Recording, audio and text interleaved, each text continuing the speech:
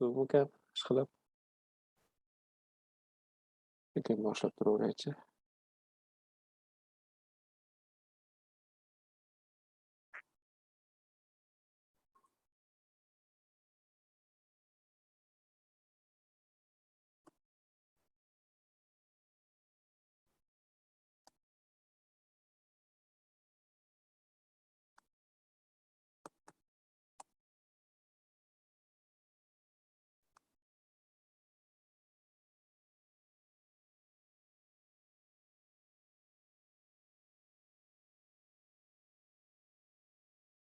Yep. Kiryapti ekan, yaxshi. Aka, bir iloji bo'lsa bolalarga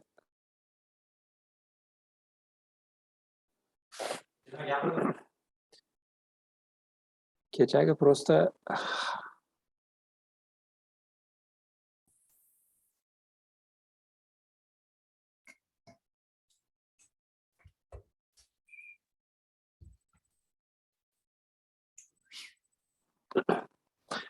Okay, good evening to everyone. We are just starting, and I can see our guest speaker and Patrick Mustu. And yeah, hi Patrick, and nice to see you in our Zoom conference. And we are just starting, and I think our students are just joining. And probably we can just check our connection and share options, and tell other students to join into our class.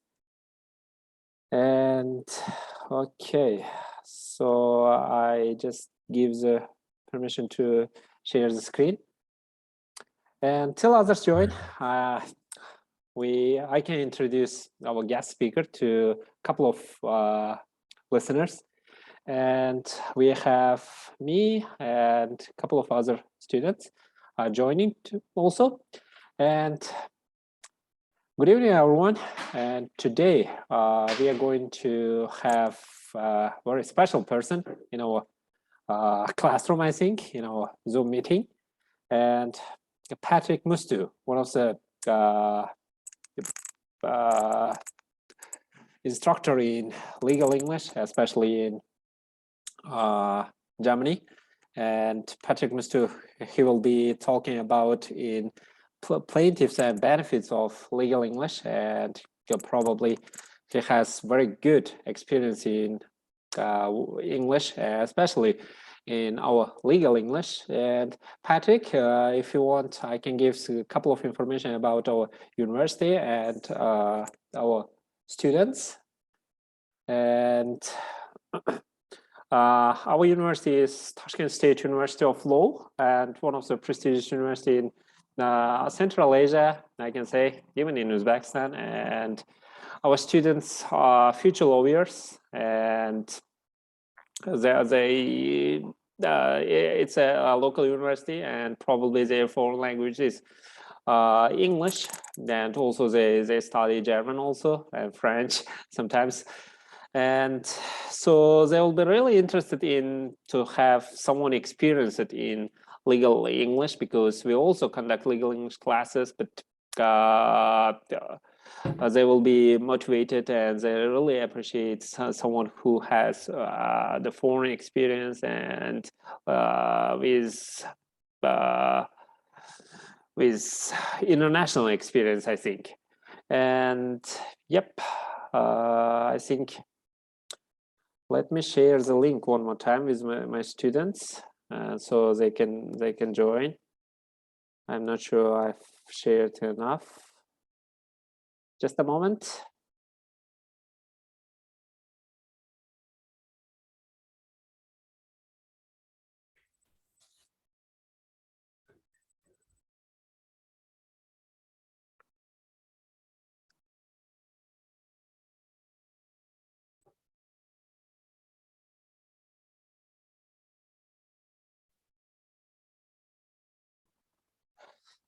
Yep, I've shared to my groups, and probably it's in Uzbekistan it's 5 p.m. and probably people are leaving to their homes, and probably they are on the way.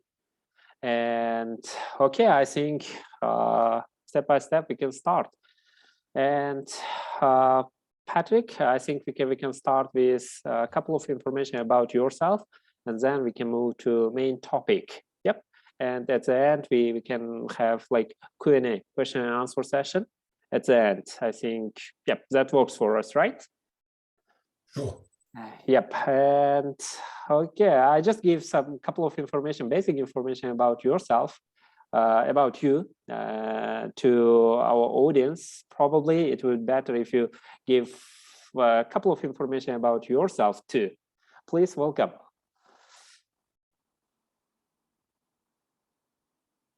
All right, so I can start, can I? Yeah, yep, surely. Very good. So hello, everybody. My name is Patrick Mustu. I'm first and foremost a legal English trainer in Germany, which means I go into law firms and I teach lawyers and legal professionals how to communicate, how to draft contracts, and all those other lovely things you need when you deal with legal English. I studied law myself in Germany and in South Africa. And I also did a couple of internships in both England and the United States. And I've slipped into teaching. So I'm more of a teacher than a lawyer. I'm a fully qualified lawyer as well, also a practicing lawyer. I also work as a translator for German and English. And my main work, however, is doing English classes, legal English classes. And ever since the pandemic started, I've been completely pushed into the virtual world. So everything I've been doing for the last 2 years, almost 2 years, has been online. And my clients and my firm so far have not asked me to return face-to-face. So I don't know when this will happen. I think another advantage of this whole online thing and virtual thing is I don't think I would have ever been taken to Uzbekistan without this pandemic and without Zoom. So this is quite exciting. As you can imagine, Uzbekistan is a country that wasn't really marked on my map. But when this inquiry came, I really thought, how exciting. And I did some research, of course, in preparation for this. So I looked a little bit at your Facebook page, and I looked at your website, and I learned to say Assalamu alaikum. Oh my God! Wa alaikum assalam. Yeah. Assalamu alaikum. I'm happy to see you. Yeah, and I'm really I was quite surprised to read how young the population in Uzbekistan is. I read that like 65% of the people are under the age of 30, and but 80% of the population has internet access, so that is great. Yeah, sure. In Uzbekistan. And I also saw some videos that some of your students also went abroad, you know. Yep. And I think you did moot courting as well. Moot court, and we have two sort of stimuli courts, and that's one is, as you said, moot court, and the next one is Jess Up. We call it Jess Up, and also we have a couple of projects like street law originated from US, and our university is very famous in moot courts. Probably not in Germany, not in Europe, probably it's in Central Asia. Yeah, absolutely. So let's get to the presentation. We are moving to main topic, right? Yeah. You should be able to see the slides now. Yep, we just have the features and pitfalls of legal English. Yep, great. Absolutely. So here we go. So what I'm going to do is I will talk about some characteristics of legal English, some features, and also about some, I will also talk about some pitfalls, and I will also give you some tips for learning and studying legal English, because I think that's what you are most interested in, you, the law students. So let's get this thing moving. So just to give a brief overview of legal English, there are a couple of features I'd like to point out. One point when we discuss legal English, just as we discuss any technical language, is something what we call terms of art. Terms of art are specialist words that legal professionals use that ordinary people often don't understand. And for each point, I've put just 3 examples here. We don't have to discuss them. I would also like to point out right at the beginning, I will show you quite a few slides and I will give you a lot of input and a lot of information. Please don't be overwhelmed by this. I will make all the slides available to Mr. Surmanov after the talk, so he can distribute the slides to all of you. So you don't have to worry about taking a lot of notes or memorizing everything. So you can just take a look and keep thinking. So the first feature, terms of art, special words that we use in law.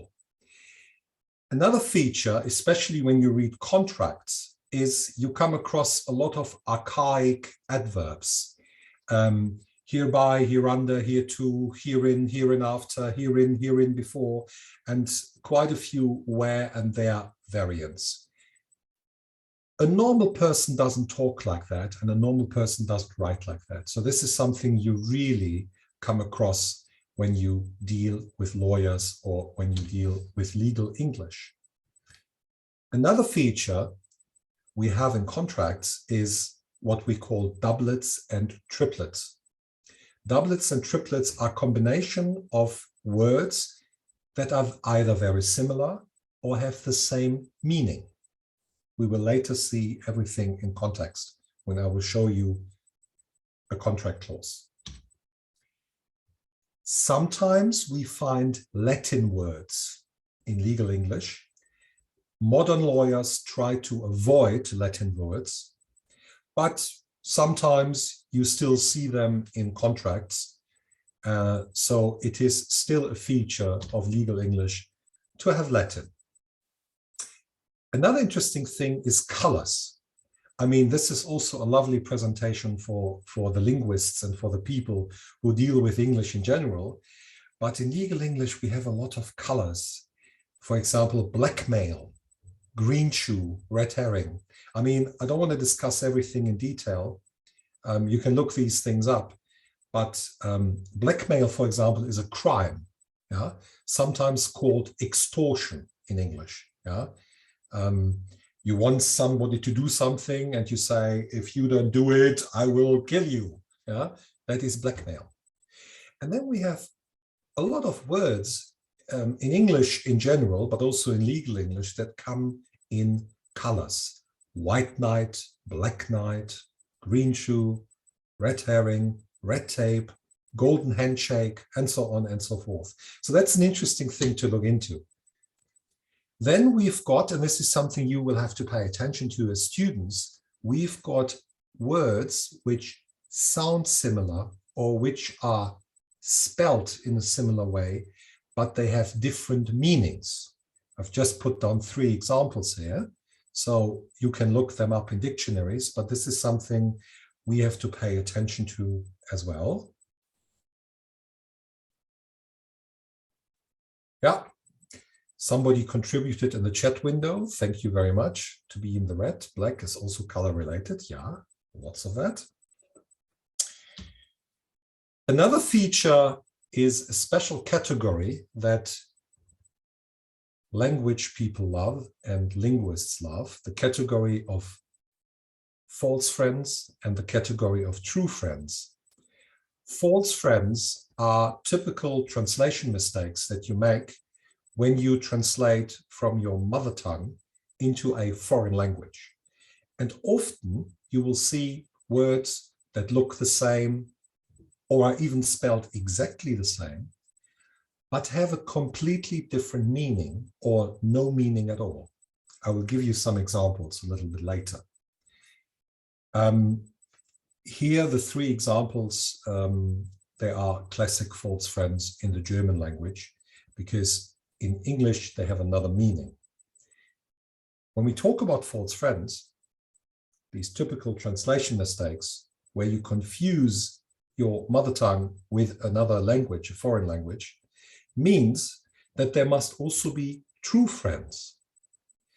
And in fact, English is so widespread around the world now that we've incorporated a lot of English words into our own language. This applies not only to Germany, I think it applies to many, many countries around the world where words such as compliance or due diligence or whistleblower or CEO or director or many other words, they exist, they are English, but they are used in another language and they have exactly the same meaning. If they have exactly the same meaning, they are true friends. If they don't have the same meaning, they are false friends. And it's very important to pay attention to the false friends in order to avoid translation mistakes. So let me go into detail and give you some examples. Now, when you think about the word secretary and you look it up in a dictionary, the definition you find most often is this one. So this is what people usually think about what a secretary is. Yeah, this is the normal job of a secretary. The second most common definition you find in dictionaries is this one. So this applies, for example, to the Secretary of State, yeah, the US Secretary of State, the US Secretary of Defense. So some English-speaking countries use the word secretary in a political context. However, when we deal with legal English, there is something called a company secretary.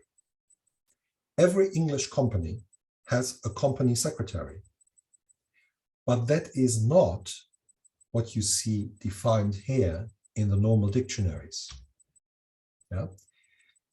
Yeah, as I said, every company has a secretary. And then you have to check some dictionaries. I've got two definitions here, one from the Cambridge Dictionary and one from Black's Law Dictionary. Both of these are available online, so you don't have to buy any of them. There are so many online resources. I mean, the Oxford Dictionary is online, the Cambridge Dictionary is online, and even Black's Law Dictionary, you can just Google it, you will find it, is online. This is the largest legal English dictionary, yeah, with tens of thousands of definitions of legal terms. So if you want to research the exact meaning of a word, you can refer to a monolingual dictionary, which will explain every word. Just when you went to school, I assume you were confronted with the Oxford Learner's Dictionary, for your English lessons. Now you can take the Black's Law Dictionary when you study law, and you will find loads of definitions there. When you look at these definitions, you get a rough idea of what secretary means in a company law context. Yeah? So it's a very, very important person who is really, really high ranking, who is somewhere below the directors of the company. So you can't really compare it with the ordinary meaning of the word secretary. So in a corporate law context, in a company law context, you must be aware of specific words and functions. Here's one example, the word secretary. Often this word has no equivalent in other languages. For example, the word company secretary has no equivalent in German and in many, many other languages. Yeah, no equivalent at all. We don't have that in Germany. Yeah, and this makes it, of course, a little bit difficult when we try to translate, because if you want to translate, you must first understand the word. And for that, you have to check these monolingual dictionaries. Let's take a look at some sentences. She was secretary to Mr. David is the classic meaning of a secretary, working for somebody, assisting the person. Wolfowitz was US Deputy Defense Secretary. So this is the political meaning of the word secretary. Yeah, defense secretary. So minister, deputy minister of defense. That's what he was. She was secretary of the sports club, or he is the company secretary. So here we don't know, this could be just a simple assistant, or it could be an important secretary, but this one here is definitely a high-ranking officer in a company. He is the company secretary. Every English company needs a company secretary. The company secretary is responsible for the communication with shareholders. The secretary is responsible for filing the financial statements with the appropriate authorities, and so on and so forth. Let's take a look at a contract clause.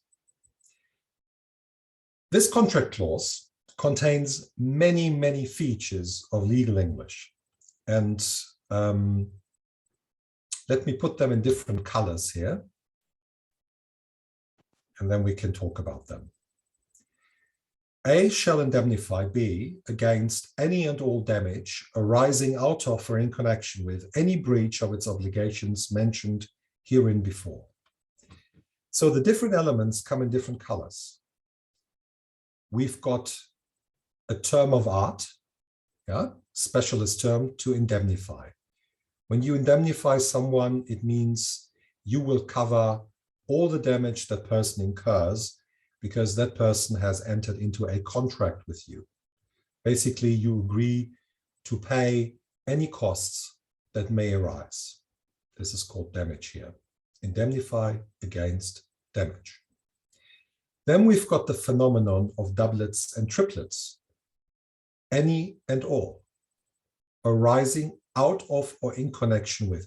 That is completely unnecessary. I mean, the meaning of the clause would not be changed if you just had one word, yeah, against any damage, or against all damage, or arising out of any breach, or arising in connection with any breach. It wouldn't change the meaning of the clause. Nevertheless, English lawyers love doublets and triplets. It makes things sound more comprehensive, longer, more complicated. There are reasons why we have this, but nevertheless, doublets and triplets are a pain because they make people think all of these words have a different meaning, but they don't. You know, you could easily live with one word. And this applies to 95% of the doublets and triplets. You don't have to worry about any difference in meaning. So even if you see 3 words accumulated in one sentence, it doesn't make a difference, okay? This is nothing you have to worry about. Herein before is this category I also mentioned at the beginning. You know, there are a lot of here, where, and there variants in legal English. Hereby, herewith, hereto, herein before, hereinafter, and so on and so forth, you know.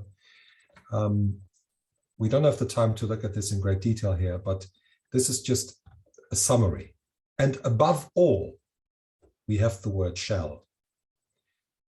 The word shall is the real pain because English lawyers love the word shall. It's so prevalent in legal English.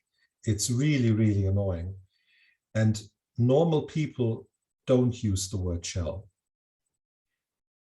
In general English, the word shall is reduced to one use only. And that is when you make a suggestion. For example, shall I open the window? Shall we start our meeting? This is really the only situation where we use shall nowadays. Otherwise, the word shall lives only in the legal world. And it's used big time in contracts. There's heaps of literature only on the word shall. So you could do several lectures on the word shall, and I will not do that. I just want to point out to you, shall is everywhere. And it simply means must or have to. So shall imposes an obligation on the subject of the sentence. Maybe Ken Adams mentioned that. I think you had a talk with him yesterday, and he is a contract expert. And maybe he talked a little bit about shell. So this is a real pain. He gave lots of information, use of shell and sort of shell languages, and he also suggested to just eliminate the shell in a more plain English. Yeah. I mean, what Ken does and what Ken talks about is really a modern approach to contract drafting. I think as law students, the first thing you have to do is to learn the basics. So what Ken does and what Ken suggests is really for the more advanced contract drafters, the more advanced practicing lawyers, you know, because when you start studying legal English, you must start with the basics, and you have to go through all these features I've just mentioned, including shall, because a lot of people still love shall very, very much. Yeah, but then later, as a practicing lawyer, it's very useful what Ken has to say. You know, he's been scrutinizing contract language for 20 years. You know, and he has taught a lot of lawyers, especially American lawyers, but also lawyers around the world, how to improve their drafting, you know, and their contract language. Let me just take a look. Okay, yeah, that was just a confirmation in the chat window. So let's stay a little bit in the field of contract clauses. You know, I don't want to overwhelm you with too many, so this is just one. And a quick word on doublets and triplets. So here's a collection. This collection could go on. And when you look at these words, you might ask yourself, my goodness, what is the difference between any and all, by and between, for and on behalf of? I mean, these are typical doublets and triplets, you know, and as I said, don't worry about them. I mean, Ken will tell you there's no difference at all between any of them. In English courts, warrant and represent is sometimes a troublemaker, because a warranty is something different than a representation. A representation is a pre-contractual declaration, whereas a warranty is a condition of the contract. That is the difference between the representation and the warranty. But most lawyers, when they draft these contracts, they use all of these doublets and triplets without any thinking and without any difference in meaning, you know. So this is something you don't have to worry about. So whether you use just one word in your native language for these doublets and triplets, or whether you say, okay, I've got 3 words here, cancel, annul, and set aside, so I need 3 words in my language as well, that is up to you, but it's unnecessary. These doublets and triplets have come up because French was the legal language in England from the 13th to the 15th century. Everything was in French. The court language was French. The contract language was French.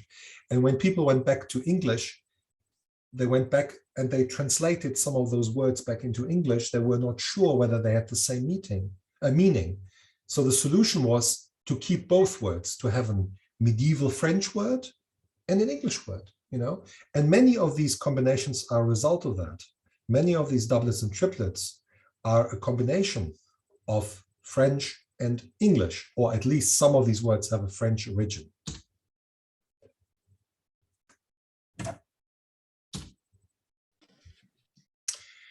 Here are a few examples in context.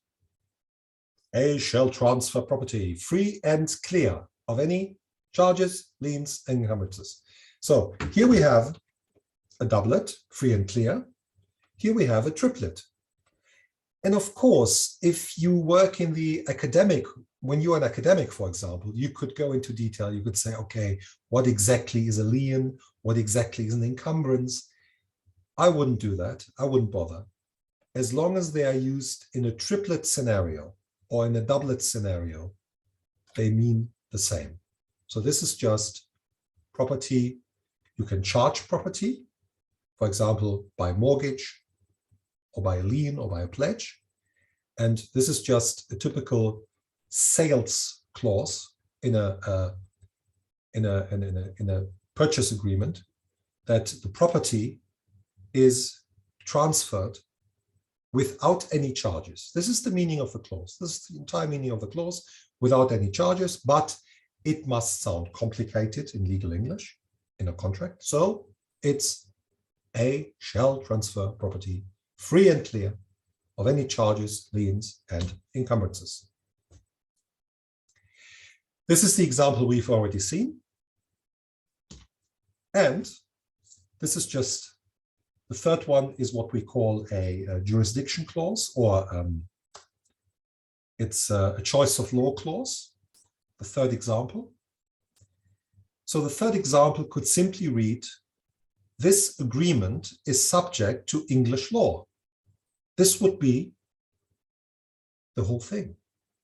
But no, because people love these doublets and triplets, they come up with the validity, construction, and performance of this agreement shall be governed by and construed in accordance with English law. My goodness. All the clause says, we have chosen English law for this contract. That's what the clause says. Nothing more and nothing less.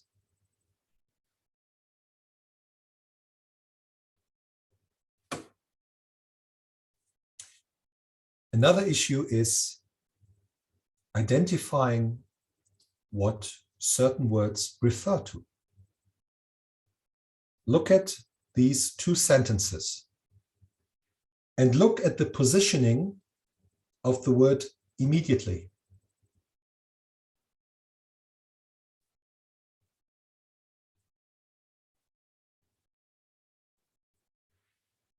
In the first sentence, the word immediately refers to the verb instruct. The agent shall be immediately instructed to do something.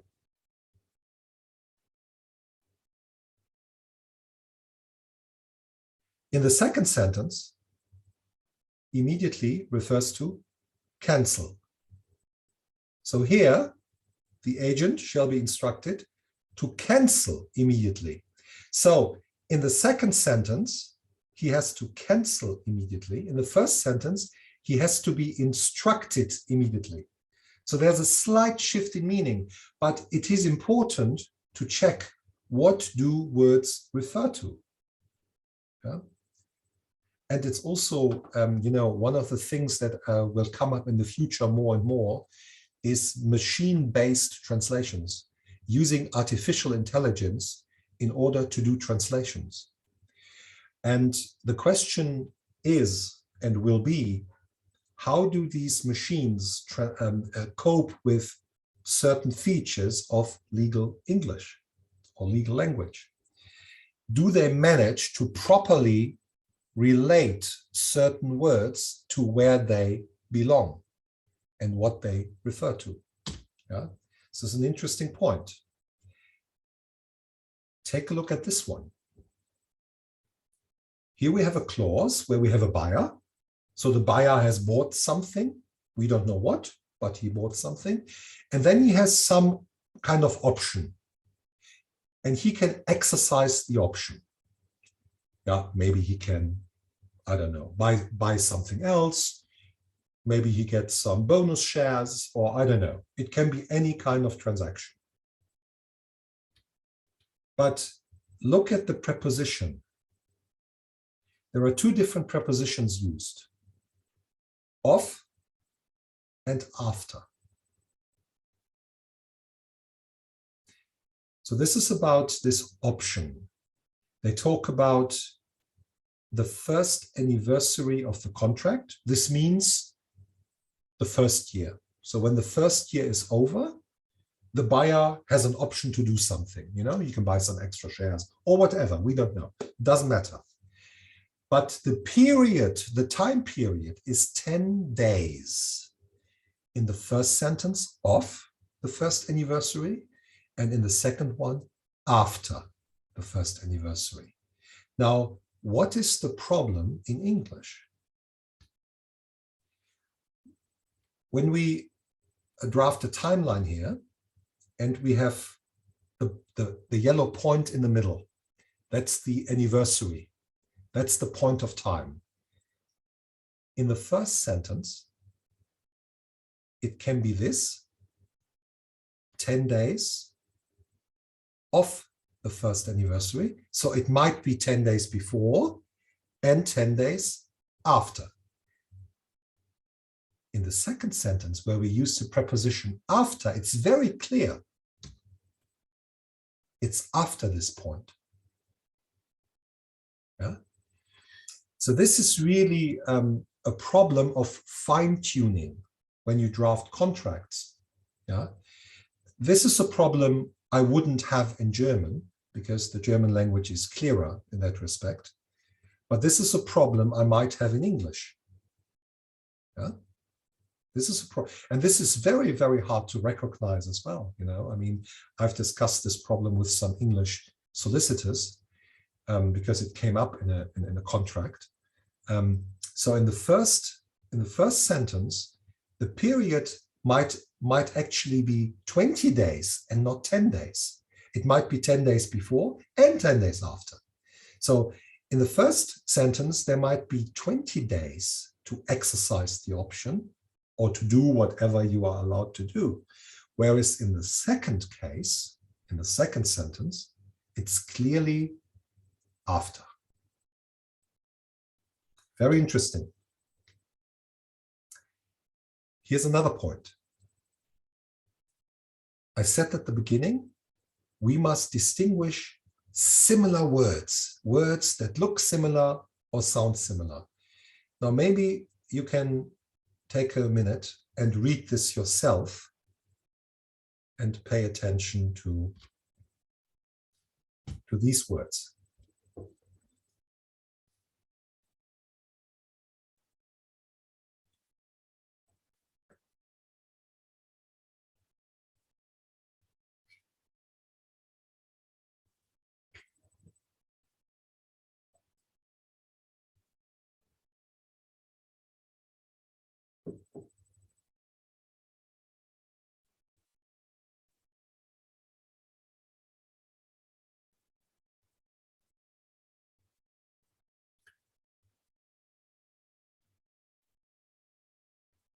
The words look similar, they sound similar,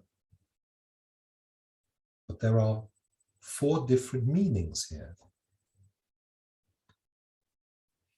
An instant after he ran, a moment after he ran. The driver realized this was an instance, a situation when he should not have been texting. So he was using his mobile phone, yeah? Okay, this is texting.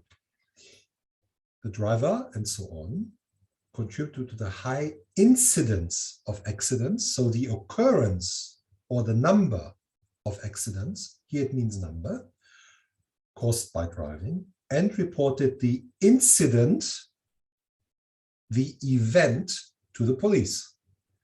So here we have reporting what happened, the event, incidents. Here we have a number of something, the high incidence of accidents. Here we have a situation, an instance. And here we have a moment, a second after this happened, an instance after he ran. Very interesting, yeah? One sentence, 4 words. They look similar. Maybe they are similar in certain cases, but here we have 4 different scenarios. That's also something to pay attention to. Similar words, you know, and their meanings.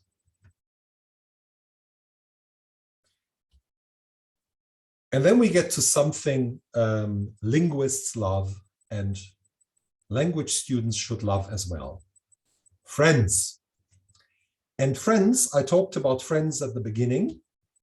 I said there are true friends. You see them here on the picture. Words which have the same meaning. I gave you some examples at the beginning. I think I mentioned compliance. I mentioned whistleblower, due diligence. Now, the word director is the same in many, many languages around the world, or even CEO, Chief Executive Officer, you know, highest ranking officer in a company. So there, I don't have a problem when I come across words that actually have the same meaning. On the other hand, there are these translation mistakes, and they are not friends. They are false friends. For example, in many Roman languages, including the German language, the word handy is used for mobile phone. So when Germans talk about their mobile phone, they often say handy, which is wrong. It's either a mobile phone in British English or a cell phone in American English, but it's not a handy. Yeah. And there are lots of examples. So 2 categories to pay attention to. The true friends are not troublemakers, because these are English words that have the same meaning in my language. But the false friends are the troublemakers. Now, when you compare Turkish to English, which is, I think, a language Uzbek is related to, this is a list of mostly true friends. Yeah. So declaración works, yeah, kalifiye, contract works, and most of the words work. Not the word obligación in the meaning of bond, like a financial instrument, but all of these words work. Organización, you know, so these are true friends. They don't confuse us. Autorité, parcel, patent, and procedure, yeah, procedure. So this all works. And I'm sure when you look at your own language, the Uzbek language, I'm sure you will also come across at least some friends. And then you have to ask yourself, are they true friends or are they false friends? Am I using this word in the right way or in the wrong way? This is just Turkish and English, because I thought I've been zoomed in Uzbekistan, but it works for other languages as well. So take the word contract. Here's the word contract in 6 languages. So we've got the English contract at the beginning, right here. French, contrat. Italian, contratto. Spanish, contratto. Portuguese, contratto. And Romanian, contract. Yeah? And here it's no problem. In all of these languages, it has the meaning contract.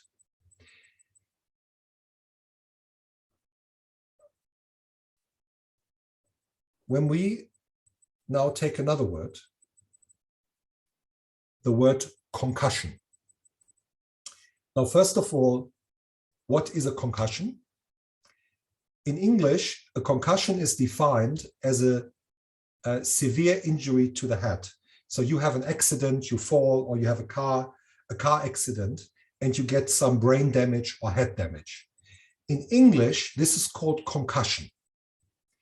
Now, when you play the same game now with all those languages, for example, in French, concussion is something else. This is a false friend. In Italian, concussione is something else. In Spanish, concussion, extortion.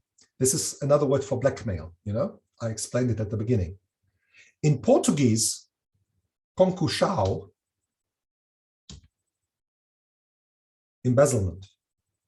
This is when managers steal money from their company. And in Romanian, concussiune means this. Yeah. So here we have also a word like contract. It looks very similar in many other languages.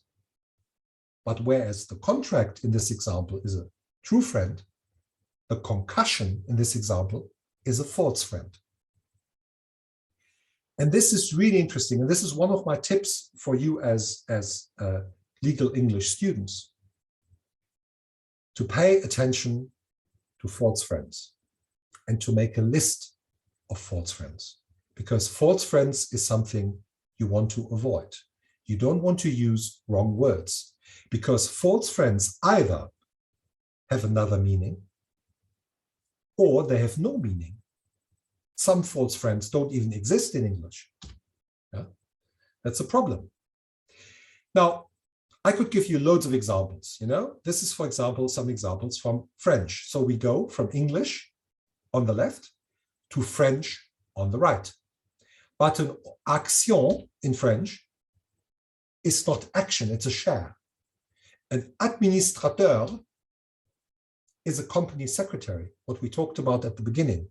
An administrator in English distributes money in bankruptcy proceedings. Yeah? So an administrator comes in bankruptcy. Agréer means to recognize. A delay is a deadline, but not a delay. A perception has something to do with levying or imposing taxes in France. A privilège is an encumbrance. So when you charge property, yeah, you buy property and the bank gives you money and then there is a mortgage on it, yeah, that's an encumbrance. That is a privilège, but it's not a privilege in English, yeah. Signification, service of documents, the formal delivery of documents by a court is signification. A syndicat is a trade union. Retraite is retirement. Transaction is a settlement. You have a dispute. And the two lawyers, instead of going to court, they say, okay, let's settle the case. We pay you half of it, and that's it. Then we are fine. We reach a settlement. And English, trespass, in case you don't know the word trespass, is when you enter somebody's property without being allowed. So you go onto somebody's land.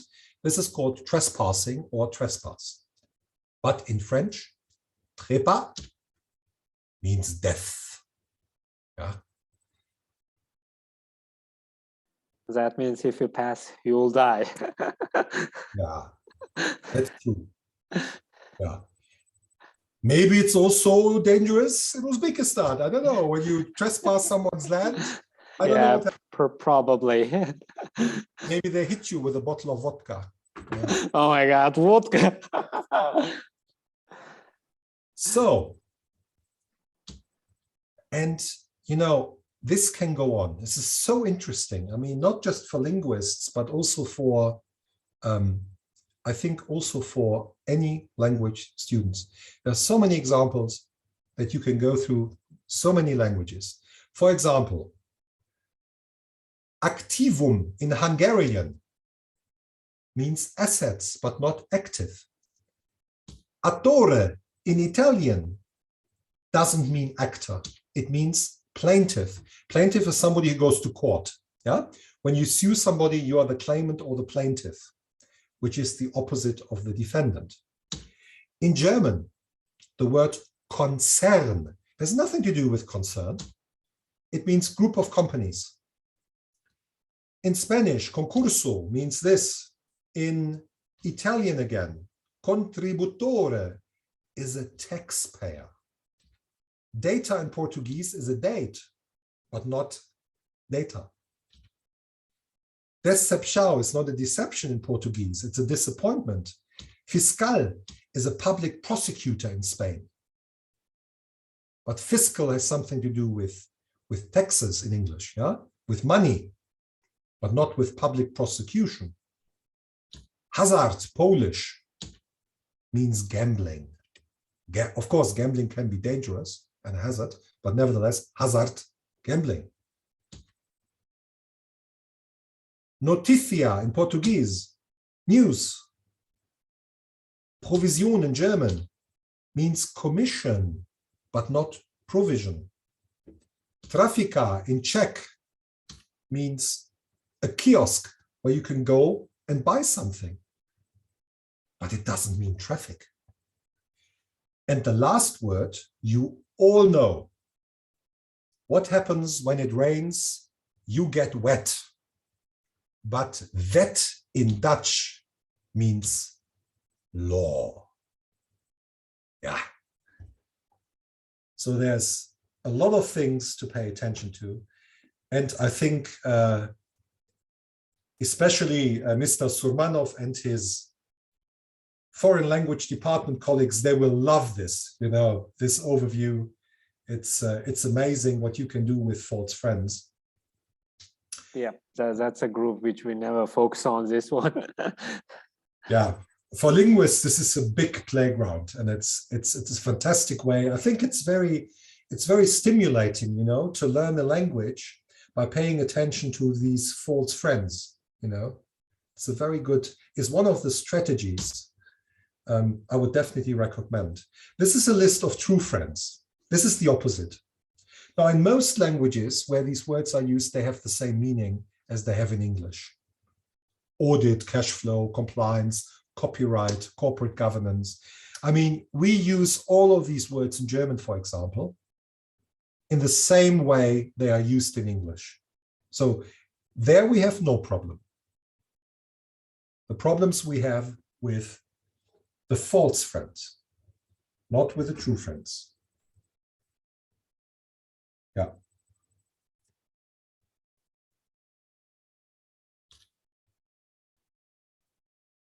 Take a look at this. Peter is meeting a prospect. The lawyer is meeting a prospect. And the lawyer is meeting a prospective client. Does anybody know what is meant here? What is a prospect? Peter is meeting a prospect. Yeah. Prospect. A prospect is a potential client. So basically, all these three sentences mean the same. When lawyers, get new clients, they are called prospects, or long way, prospective clients. So here, 3 times the same thing. But take a look at this sentence. The lawyer tells his client that his case has excellent prospects. So here, the word prospect gets a new meaning. Perspective. Yeah? Every client who talks to a lawyer wants to know from the lawyer, what are my chances of winning? What are my chances of winning? And these chances are called prospects. And then the lawyer will say, okay, I think you've got excellent prospects, you've got no prospects, yeah? Things like that. You have a case or you don't have a case. And this is the next tip I have. Paying attention to multiple meanings of words. Take a look at these sentences. 4 sentences.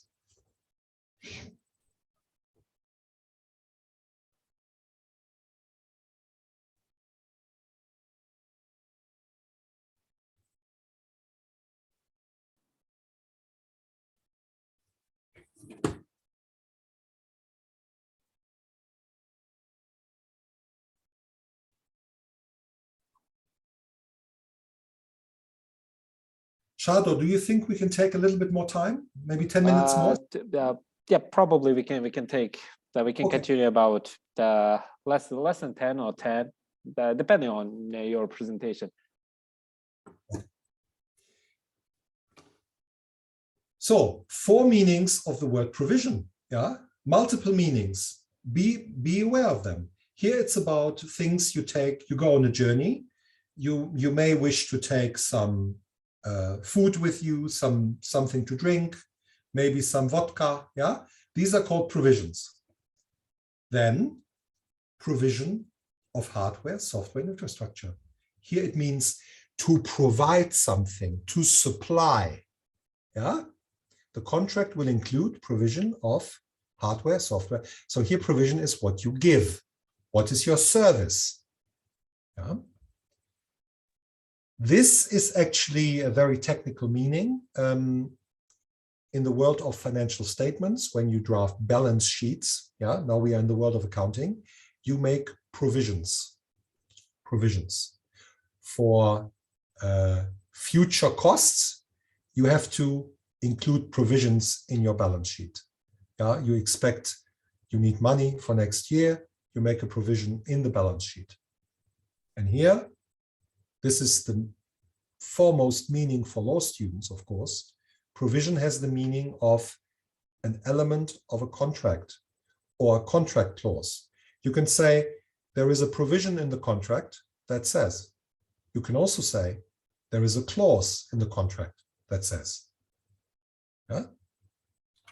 So multiple meanings.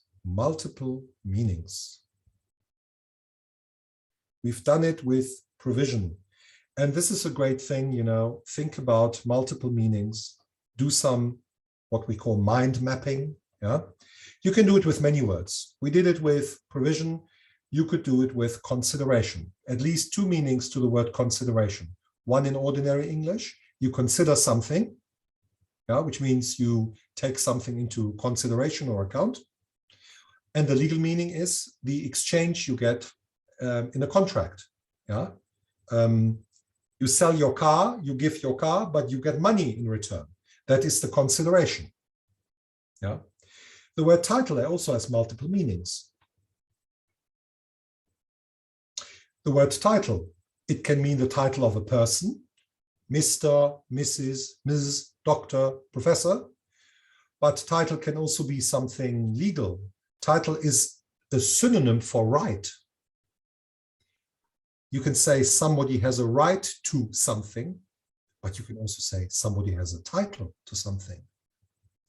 A property title is a property right. Yeah? So here we have multiple meanings. The word interest has at least four meanings. At least four meanings. One, you are interested in something. You are interested in economics, in politics, you're interested in films, whatever. Two, what you pay to a bank when you take out a loan. So you need money, the bank gives you money, you pay it back with interest. Interest rate. Some on top of it. And there's a certain interest rate which is charged. Third meaning.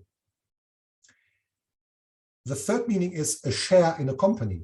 So you can have a share or you can have an interest. When you have an interest in a company, it doesn't mean you are interested in the company. It means you are a shareholder. You have a share. So an interest is a synonym for a share as well. You participate in a company because you've invested capital in it. You've bought a share. You have an interest in the company. The fourth meaning is synonym to title and right. Right, title, and interest are synonyms. Right, title, and interest are synonyms. So depending on the context, interest can have any of the meanings I've just pointed out to you. And here's my learning tip for you. We talked about false friends, but now multiple meanings. And think outside the box. Don't learn words isolated. Think about, multiple meanings of words. On the other hand, when you have a word, for example, the word deadline, there's a deadline for doing something. Think about some combinations. Which words can I use with deadline? I can set a deadline, which means I say the deadline is 30 January. I can meet a deadline. This means I comply. I can miss a deadline. This means I do not comply. And I can extend the deadline, which means I get more time. Yeah? And you can play around with this and you can create your own mind maps and diagrams and so on. So don't learn words in isolation. Yeah? Think about collocations. Think about multiple meanings. Think about that verbs that go together with a noun.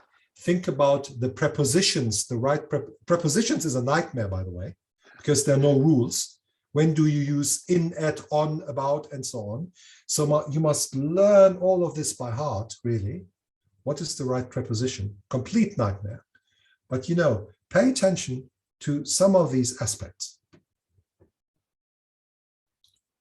And finally, finally,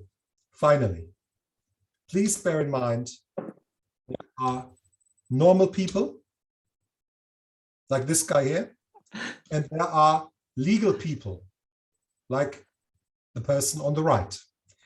And because they are normal people and there are legal people, there's also a normal language and there's a legal language. So there are words that ordinary people use, and there are words that lawyers use. And I would like to share some of them for you.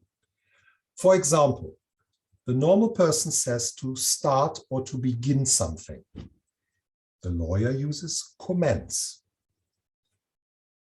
Many contracts have a commencement clause where it doesn't say this contract starts on the 1st of January. It says this contract commences on the 1st of January.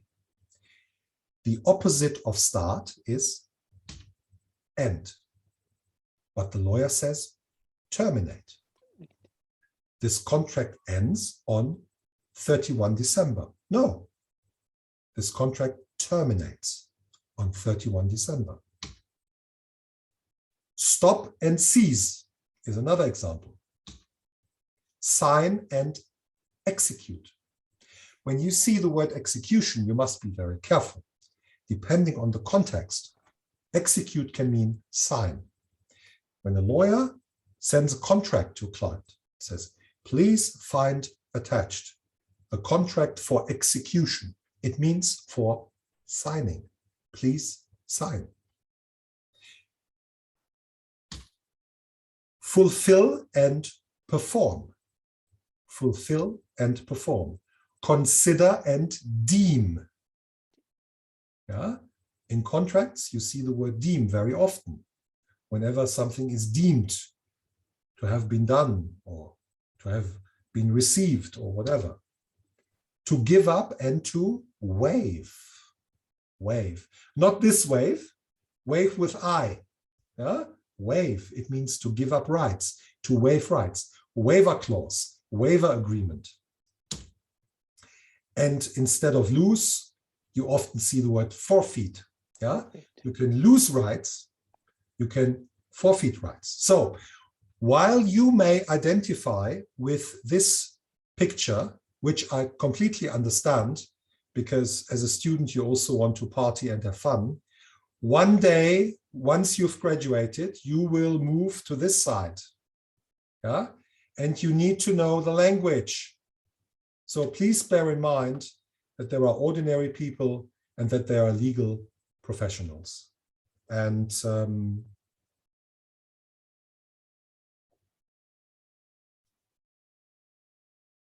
to sum it up, legal language is a language on its own. It contains lots of terms of art that we have to research and look up. We come across archaic words, hereby, herewith, herein, thereto, whereby, and so on, in many, many variants. We are confronted with doublets and triplets. And we have to pay attention to false friends. And this concludes my talk. I have to say, it was a real pleasure and exciting. I think I would have never been taken to Uzbekistan if Mr. Surmanov had not taken the initiative. Maybe we should invite you to our university as an instructor. Our students really appreciate you to see like a very experienced instructor like you. I'm a great instructor. You're right. I'm a great instructor, and for me this is really an exotic thing, you know. I mean, speaking in front of a group from Tashkent University, it's amazing. And I will send you the slides so you can make them available to the students, because there's a lot of useful information Surely, I'll be sharing all those slides. And for my part, I just want to say thanks for inviting me. And to all of you out there, all the students, I wish you best of luck with your exams. And may peace be with you. Assalamu alaikum. Yep, and thank you. We really appreciate to see you in our very small audience, even if it is very small. We appreciate all your knowledge and the thing you shared. And I'll be just sharing your PowerPoint presentation with the students and my colleagues. And probably they may find this one really useful and use in the future. And we feel privileged to have you in our class, in our very small audience. Even if it is small, don't underestimate our needs and desires to want to learn something new from you. And we really appreciate someone who is very experienced like you. And we say thank you for your performance and for your time and dedication. Shado, there is a question. Shado, there's a question in the chat window. It says, can international law students practice law in Germany? If yes, what's the procedure? That's the question here. Can I just answer that? Yep, surely. You can't practice just like that. There's something called an aptitude test that you have to take. Generally speaking, you will have to study law in Germany only if you are a European Union citizen.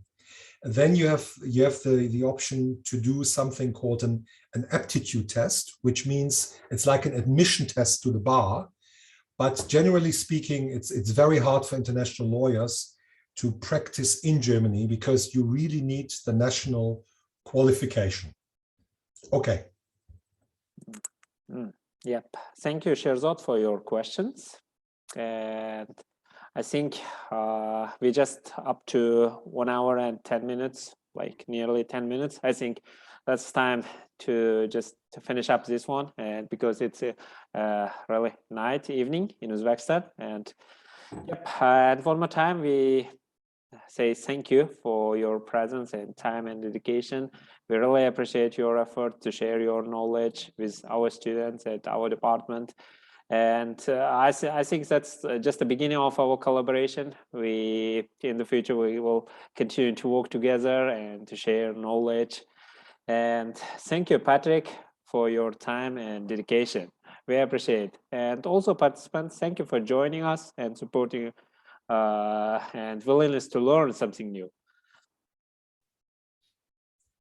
Salam alaikum. Bye-bye. See you. Bye.